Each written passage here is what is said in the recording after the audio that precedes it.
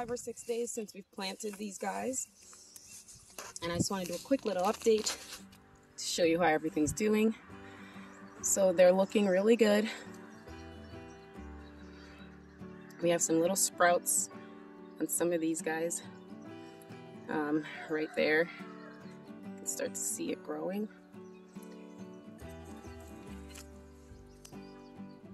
Right there.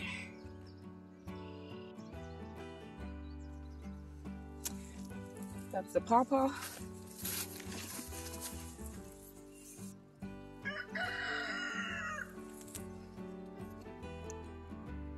See how good it's looking. That's pawpaw number 1.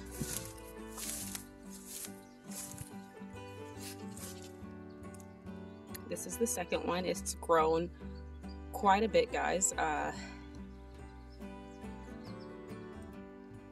So you can see, let's zoom in here and I'll show you what it looks like. Look at those leaves. See that? It looks awesome. So we know we've successfully planted this tree. Look at that new growth all there. So there's a fresh bud coming out, and all along this stem there are fresh buds coming out. So that's perfect. That's the second pawpaw. Oh, this one is the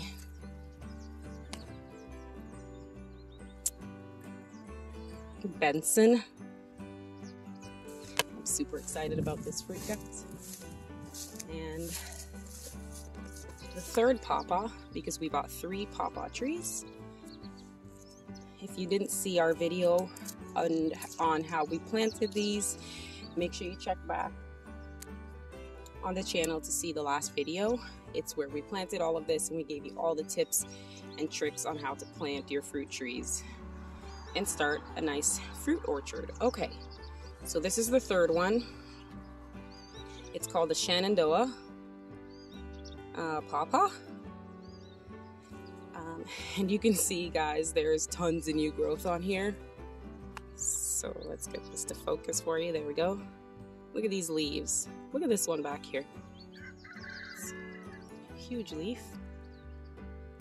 And we have this little stake here to hold this one up. This is how it actually came.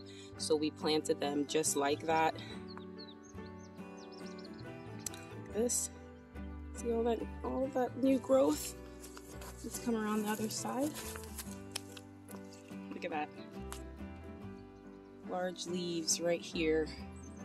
You can see them coming out right there.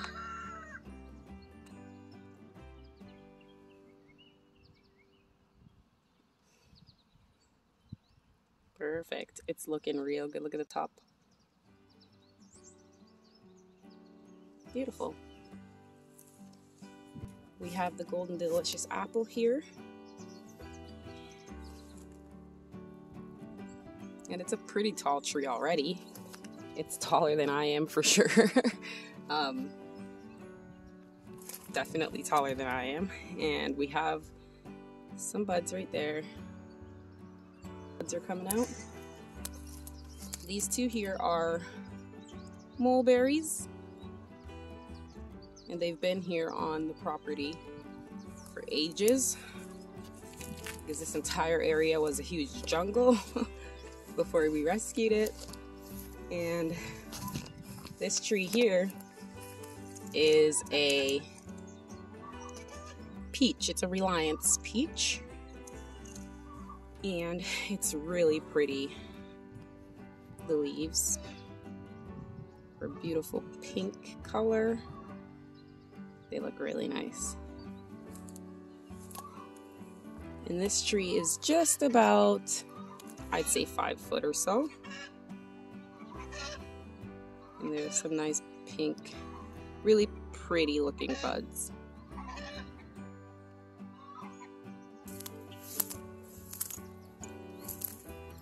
This is the cherry tree. It's called a Stella cherry tree. and it has a lot of new growth.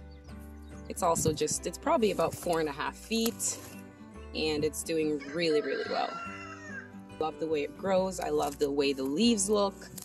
I love the flowers. They're just one of my favorites. This one here, I can tell it's a Honeycrisp apple. So you can see a lot of new growth on here as well. It's looking good.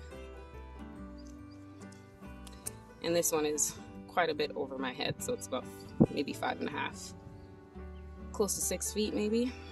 We also planted the blueberries. We still have 2 blueberries to put in the ground, but most of them are already in, which is great. We're gonna make a little more of the trail coming down this way, down on the hill. But right here we've started with some of our blueberries. So we're making a little blueberry patch that's parallel going down the hill. So I'm gonna start from the top and I'll work my way down. So here we have high bush blueberry. So this one is the high bush. And from when we had them in the pots, I can already tell they're doing better. They really wanted to get out of the pot to spread their roots. We have this one here. I don't have the label for this guy, but these, we bought them like about 8-9 years ago at one of the garden centers close to us. So these plants are about 9-year-old plants, but because we had them in pots, they didn't get as big as they would if they're in the ground. Also, we didn't prune enough of these back over the past few years. We just kept them in pots. So they need a good pruning, but we're not going to do that right now. I think it's a little too late in the year to prune. We might be able to cut off just some of the dead branches like these guys right there and some on the top, just so it focuses its energy on growing and producing fruit. There's another one here. So we have this one. There's another little guy right down here. And this last one here, the Cynium, ever-bearing. So this one will be producing berries all summer. And we have nice clusters of blueberries right there for us. So we have about 2 or 3 more that we're gonna put right beside here. We're gonna do one here, and then another one here, and then maybe one more here. And then we still have a lot of space to plant. We still have all this. Right here is the berry row. And we have all this space all the way up till these trees there. So we have a lot of room where we can do quite a bit. Look at that duck on my soon-to-be garden patch. Just drinking that water, even though there's tons of water in the stream.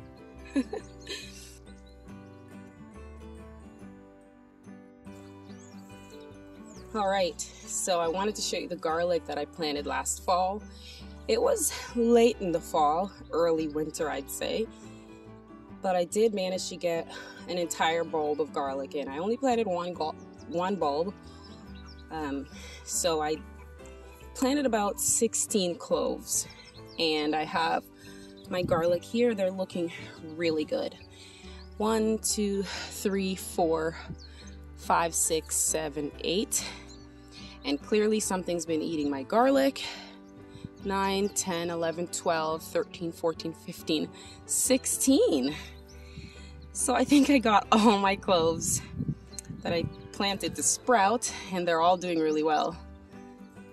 Garlic does well in our area. We have a lot of garlic farms around our area and around our town because it does well in this soil.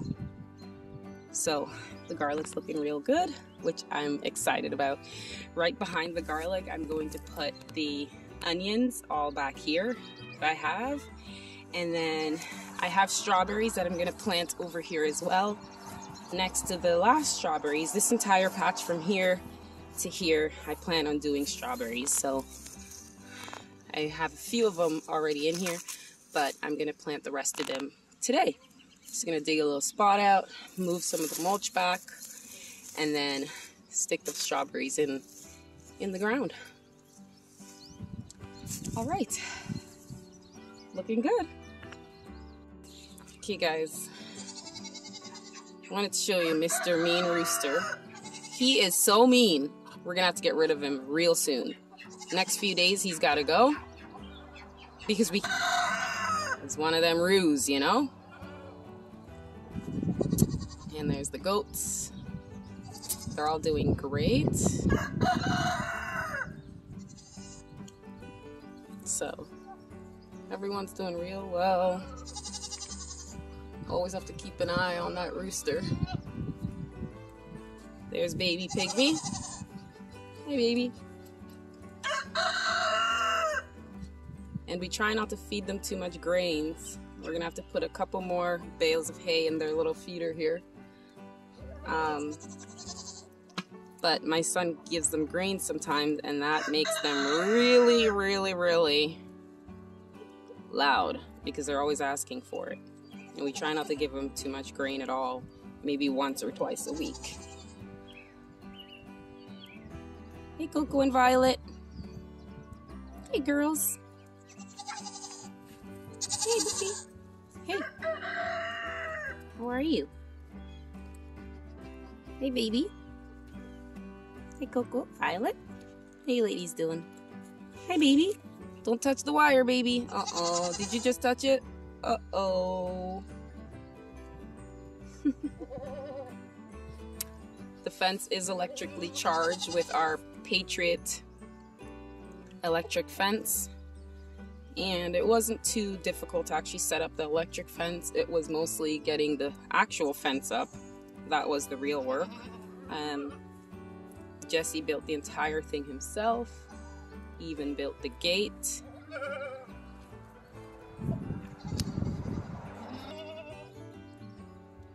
Hey buddy, he's so cute. He's a good boy. What's up? They know not to come too close. It's electrified. It's electrifying. Okay, so everybody's out. Everybody's doing real well. It's looking good.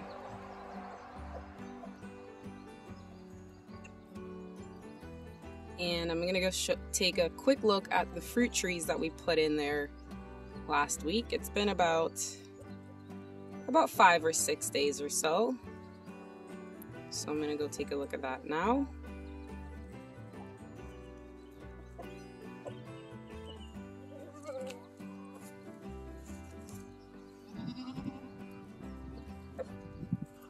But I figured I need to make a bit of a video of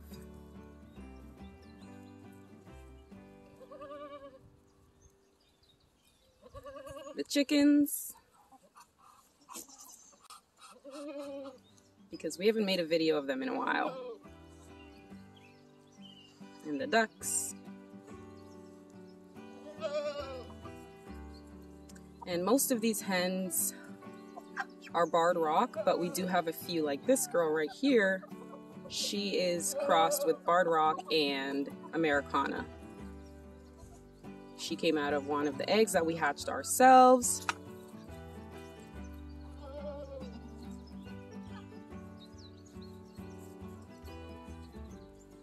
So we get a nice array of different colored eggs. We have the brown eggs from the Americanas. We have the blue eggs from the blue from the Americanas, brown from the barred rocks, and nice big white ones from the ducks. And then because some of the hens that we hatched are mixed with barred rock and Americanas, we have some that are a little brownish green color.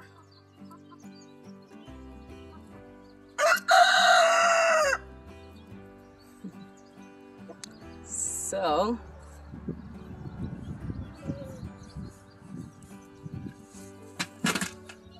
see, he is crazy. Absolutely crazy.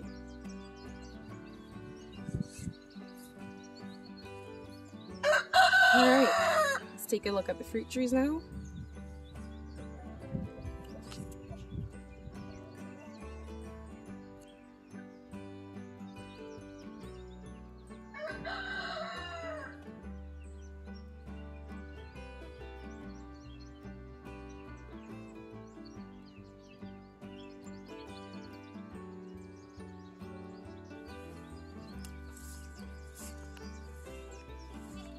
Alright, so I wanted to show you guys one last thing, which is our fruit trees that we planted here last year when we moved to our homestead. Now, if you remember, we were living at another farm, but we didn't own that property. So we finally moved last year. We bought our own home and we're so excited that we're on our own property. There's nothing like it, guys. However, we did have a bunch of fruit trees that we needed to move, and that was probably one of the difficult things that we had to do because we knew that we might lose some of them. And I think we did lose maybe this one, which is one of my favorite trees, which is a cherry tree. So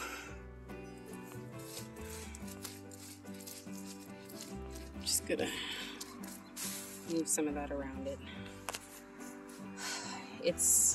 I don't think it's completely dead yet, but it's not looking well. It's a huge, huge tree. So I'm kind of disappointed that it's probably dead. Yep, see, that's all dry. It's all dry.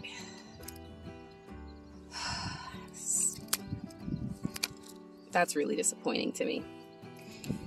I also have an apple tree here that I think possibly didn't make it as well.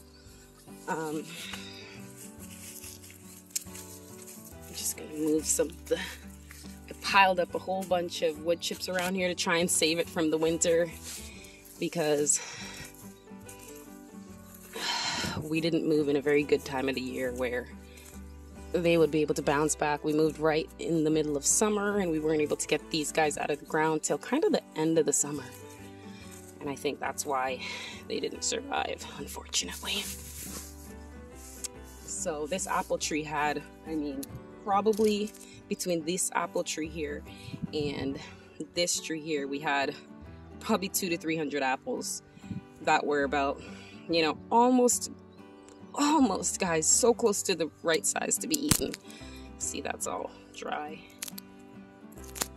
So it's super disappointing that I don't think it's gonna make it, which is very sad for me. I'm so disappointed by that. Just gonna dig out some more of the wood chips around. And this guy, the reason he died, I think, was just because it kept falling out of the ground. No matter how much we tried to get it in, we tried not to go too deep, but we have really, really high winds here because, I want to see if I can show you. Right down there, that's the lake. That is Lake Erie, okay? And the wind here is absolutely insane. And it kept tipping this poor apple tree over. And we had to put it back in the ground and try to get it to stay up. That's why there's that rock there. This is a pear. Oh, wow, okay. I thought it was dead, but oh my gosh, you guys. There's a little bud. Oh, I'm so happy. Oh my God, I thought it was dead. Oh my gosh, you guys. Look at this. OMG. I can't believe it. I thought it was dead. Oh wow, look, some more. Oh, awesome. It's doing so good. I'm so excited. I thought it was dead. And hopefully, oh, thank goodness you made it. Pear tree. I'm so happy. And then I have another, I think this is also a pear, and it's doing really well. This is probably one of the only ones that actually took off and is just doing beautifully. It's regaining all its leaves, putting out some new shoots, and it's doing beautifully. We also cut off a root sucker that was growing here. This one usually puts out lots of suckers. We took it off. Next time it grows a root sucker, I'm actually going to try and use it as a root stock. See if we can try getting some more trees out of that.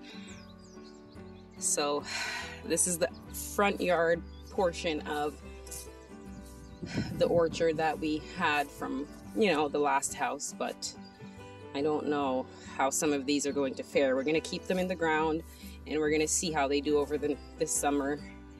And I'm really hoping at least my cherry tree is able to survive.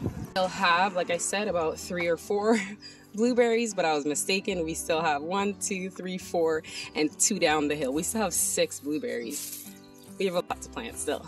Okay guys, well, thank you so much for coming on this garden tour with me.